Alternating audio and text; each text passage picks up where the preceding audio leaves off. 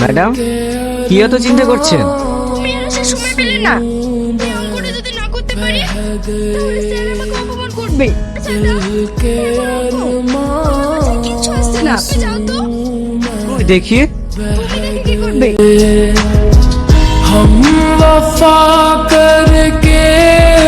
এই দেখেন, হয়ে গেছে। তুমি পড়াশোনা জানো? না ম্যাডাম, আমি কিচ্ছু জানি না। মা, আপনার ছেলে মামলা ব্যাপারে জজ সাহেবের বাড়িতে যাওয়ার কথা ছিল না? হ্যাঁ রে মা, যাবো। হাতের কাজটা সেরে নেই, ততক্ষণ তো রেডি হয়নি।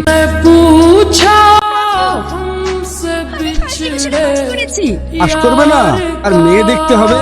আমার যে কি আনন্দ হচ্ছে। মা, সোনার মেয়ে পেয়েছি। এই তুই কি করলি? সাকিবের জন্য পেয়েছি, তাই আমি গলায় পরিয়ে দিলাম।